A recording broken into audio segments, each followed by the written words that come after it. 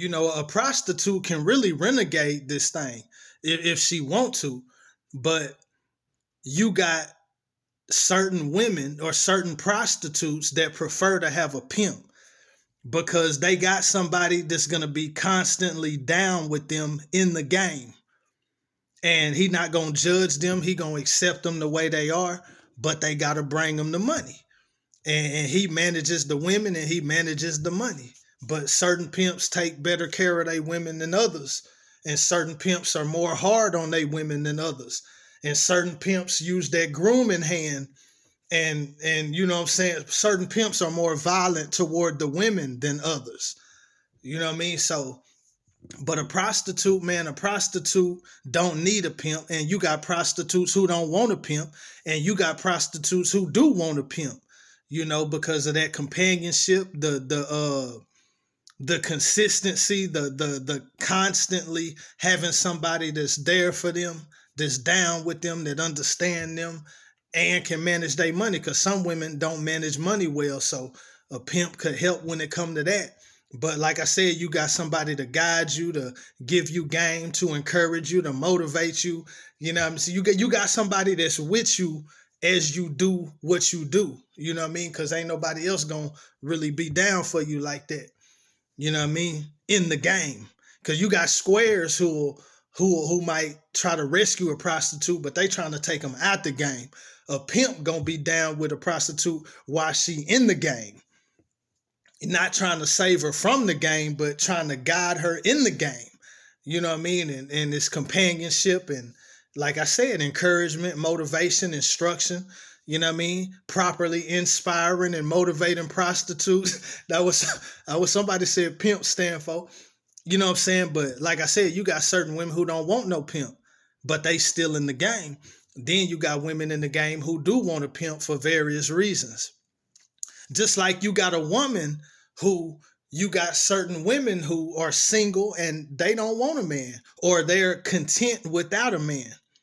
Then you got certain women who need a man for some financial help. Then you got certain women who they want a man, but they don't need a man.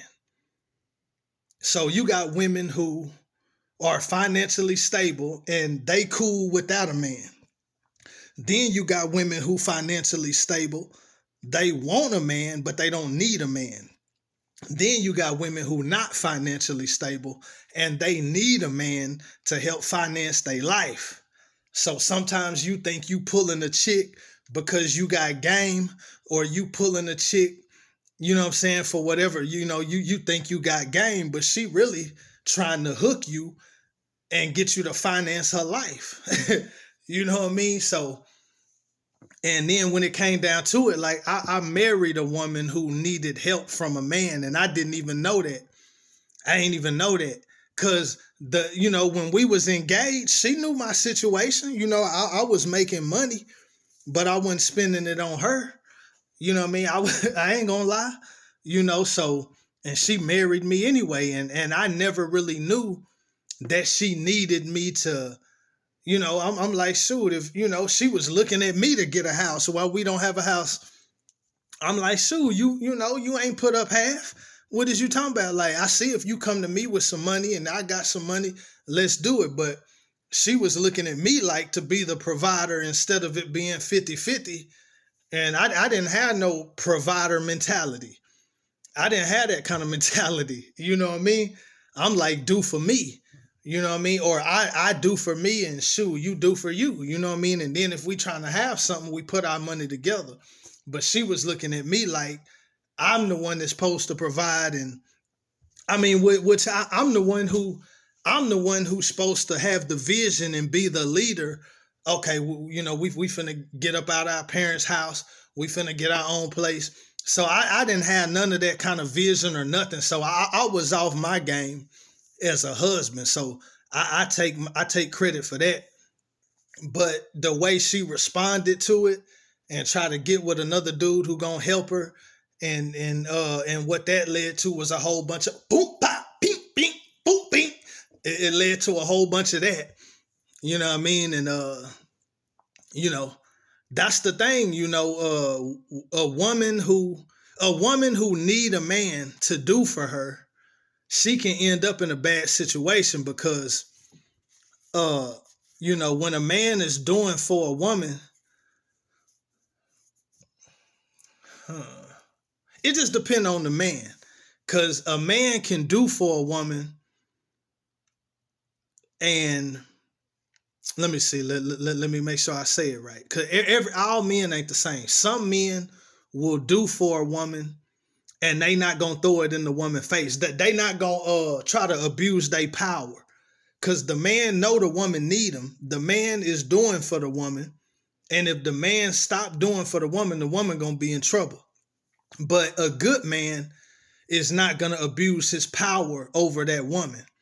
But you got some men, they know that they got the woman in a certain kind of position. You know what I'm saying? They know it's gonna be real hard on that woman to leave them. And the woman know it's gonna be real hard on her if she leave him.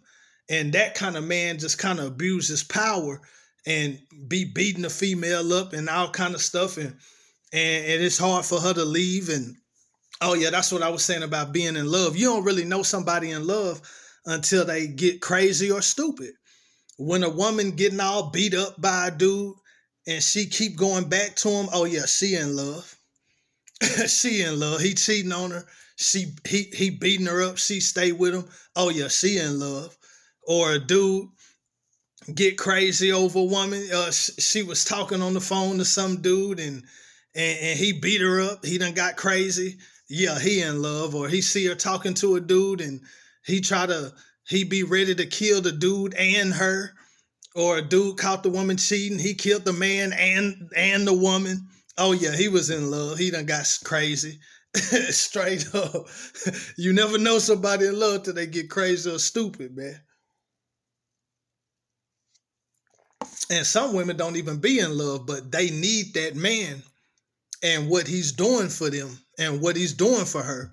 And she don't want to walk away from what he's doing for her. And she taking beating after beating and, stuff like that. And that's another thing about me. I'm going to talk about domestic violence. You should never be with no woman that make you put her hands on her. Now, check this out. Sometimes women get to talking real slick like they can really knuckle up with a man. And now it is some women who will bang a dude up. But, I don't really, I don't think women should even talk like they can even hang with a man. You know what I'm saying? Because if you put yourself in a man's place, then a man do something to you, everybody going to be feeling sorry for you. So I don't even think it's good when a woman talk like she can get with a man, because just leave that alone. A woman don't need to talk like she finna put her hands on no man, and a man don't need to put his hands on a woman. If you in a relationship with a woman that make you feel like you got to put your hands on her, or she just out of pocket and she doing stuff that make you want to put your hands on her or feel like you have to put your hands on her, that's a woman you need to get away from. Ain't no reason for you to have to put your hands on a woman. If y'all can't have a disagreement and work it out and come to a resolution, or if, the woman might need correction or the man might need correction, but if y'all can't work it out and say what you got to say and then come up with a game plan and then do what you got to do to fix whatever the problem is, if you can't talk through your problems and talk out your issues, then that's a person you don't need to be with.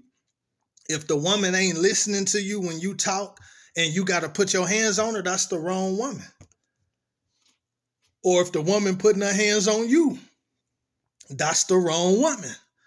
But, I've had experiences where I put my hands on women, but none of the women that I was actually sexually or romantically involved with, I ain't never put my hands on none of them. I've had situations. My first situation put my hand on a woman that I remember was when I was a kid. I ain't even really know how to fight by that time, but it was a bigger chick. She was a black chick. This in Pleasant Grove, man. Shout out Grove side, man. Pleasant Grove, Southeast YMCA.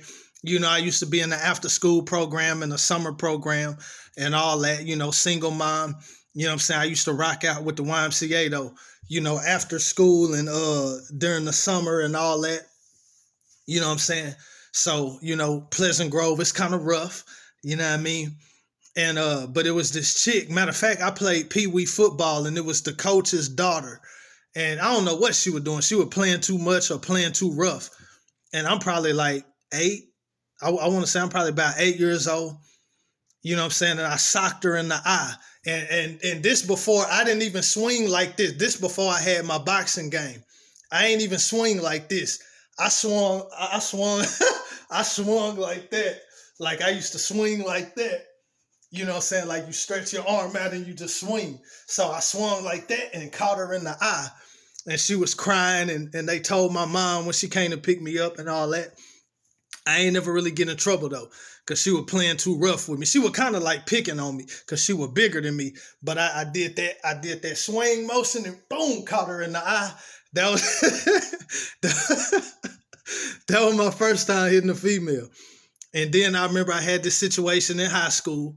Now the thing in high school, man, was this chick, it was a white girl too. So, but I seen her basically like punk a white boy. But it's not the same as getting punked though, because he didn't want to hit her because she was a female, but she was putting her hands on him though. She was putting her hand, and I seen it. So she was putting her hands on him, and he had the kind of self-control, and he would probably talk, don't hit no woman. So he let her get away with that, but she was asking for it with him, putting her hands on him and stuff. So me and her got into it, and it started off, we was flirting, but I guess I caught her on a bad day. So she kind of started going off on me. Then I started going off on her back, talking about suck my, I was talking all that, let your tongue ring where I remember all that. So I remember we was at lunch and we were still talking noise to each other, but this is where she messed up though. I remember I'm posted up on the snack machine. So if it was words, it was all words. So, but she want to try to take it to the next level. She want to try to run up on me and push me into the snack machine. So then I just beep, beep, beep. I just did my little, I don't know, 2-3 piece. But it was kind of bad though, because her nose was bleeding. This was in the 11th grade. I was already off the porch in the streets, but I was young though. I skipped the 3rd grade. So, and when I graduated, I had just turned 17. So I was probably still 15. I was probably only 15 when this happened, but I'm in the 11th grade, but I'm only 15. So yeah, I threw my little 2-3 piece, and that was all it took. She was bleeding, and then it was some white boys wanted to get at me. We had some words, but it didn't turn physical. And then I left because whenever people used to get in a fight at school, they'll give them a ticket, a disorderly conduct ticket. So I ran.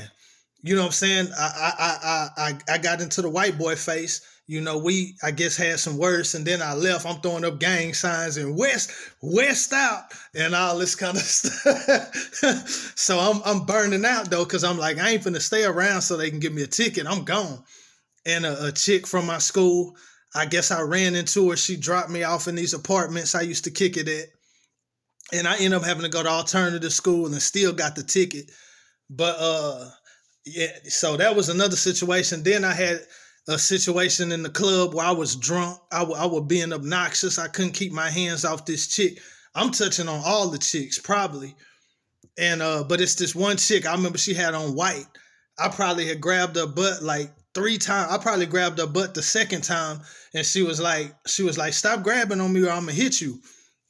Black chick, you know what I mean? And I remember the 3rd time I did it, I didn't even mean to, but I just did it. Like I guess I don't know if I forgot who she was or what she said, but I'm on that drink, I'm rolling, the club jumping. I done grabbed her again. So then she turned around and boom, like, she hit me in the eye, but she had a ring on. So it left me like with a little cut, and the cut bled. Like it wasn't bad bleeding, but like if you cry and a teardrop come out. Like it was like the size of a teardrop, but a little bit of blood came out. She had a ring and it cut me, but I didn't see that till after. So she punched me in the eye, like, so then I boom boom bing, and then her homegirl caught me from the side, and then I turned around on her, boom boom bing, and I ain't knock him out or nothing, but I wasn't taking it easy on him either. So then it got broke up. They kicked us out the club. I had a gun on me in the club, and I dropped my gun while we were scuffling. And then I'm telling them, like, say, man, I dropped my gun. I need to go back in there and get it. They like, nah, we can't let you go back in. And of course, they couldn't find it. Somebody done picked that mug up. That's how I lost the 40 cal. Because I used to sneak that mug in a lot of clubs. I used to sneak my 9 in the club to the after hour spot. I used to have my 40 cal in the club. I lost that mug fighting with some females.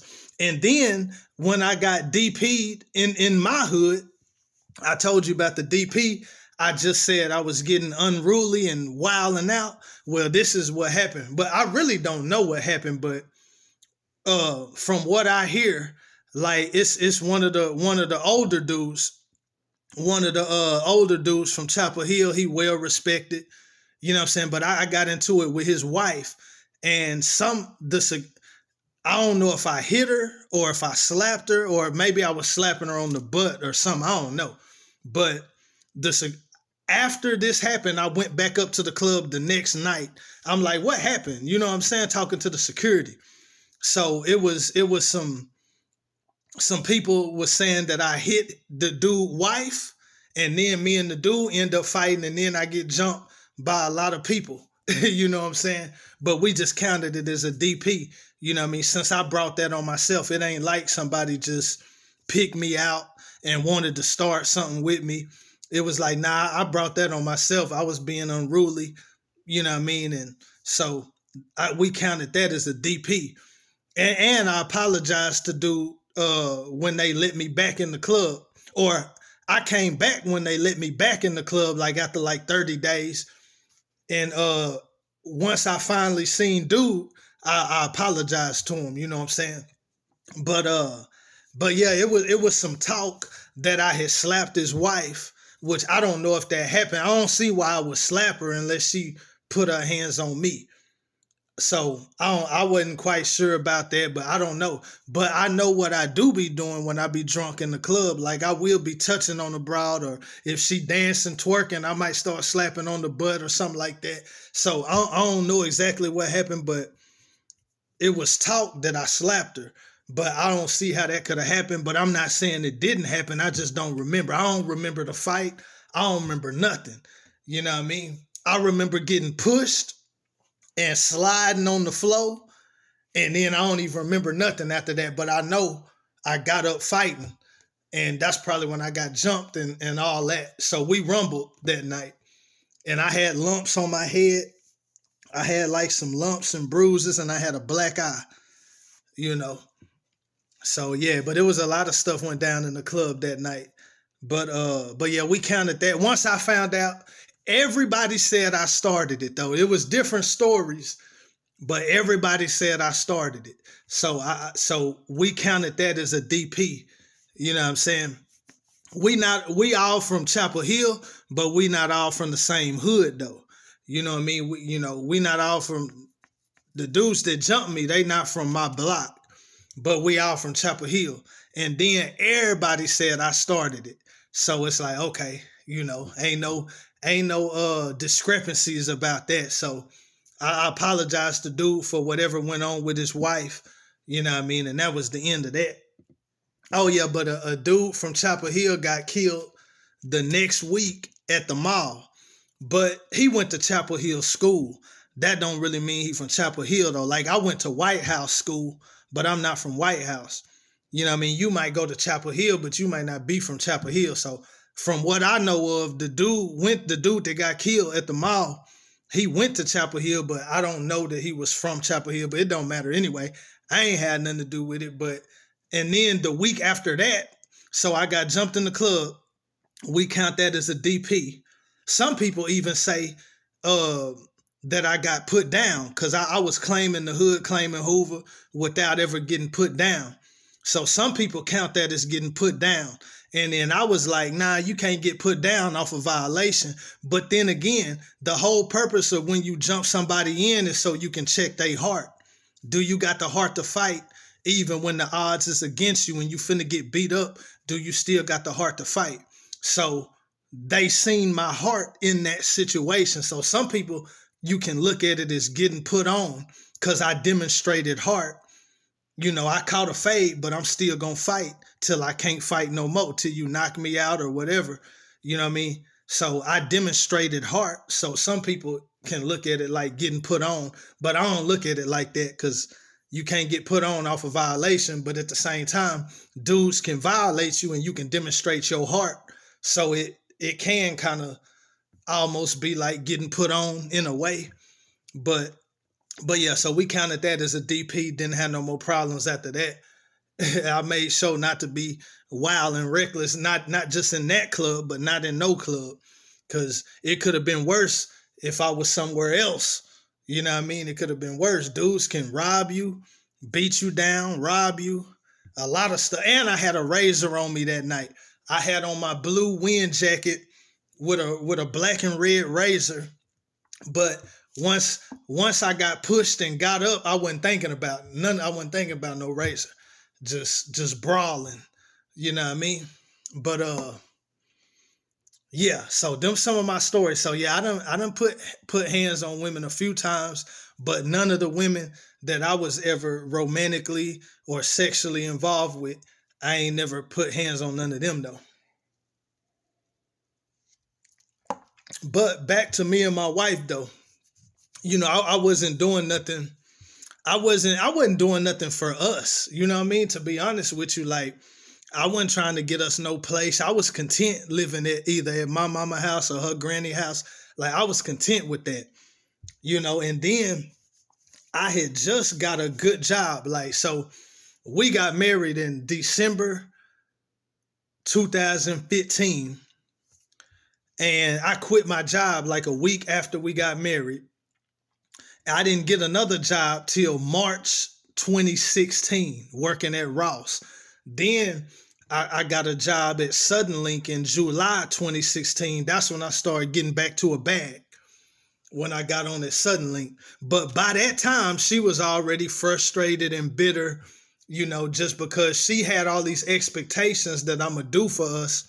And that was never really my intention. Like, it was never really my intention to make sure we got a place to stay, and I wasn't worried about that. You know what I mean? Like if it's such a problem for you, then you get a house. If it's such a problem for you, then you get an apartment. Like that's how I felt. I wasn't carrying that weight on me. I was cool living where we was at.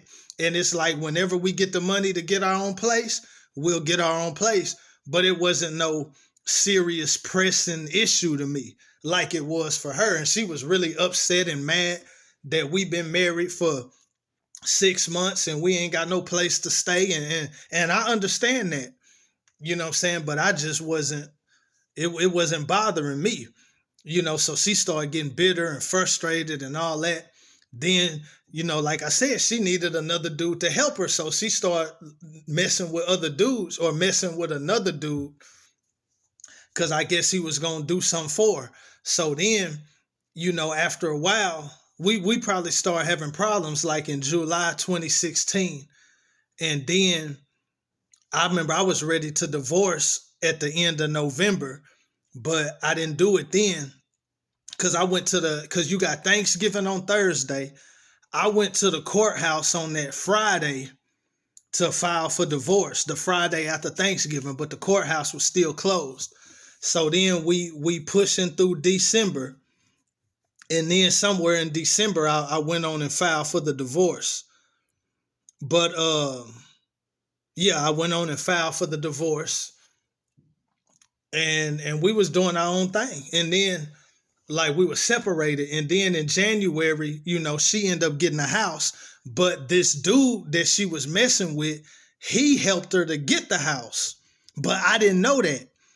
So me and her, I remember we had sex again, and then we talking about getting back together, and she had this house, so I moved in, not knowing what's going on, not knowing how this dude done helped her to get the house, and then she trying to play dude.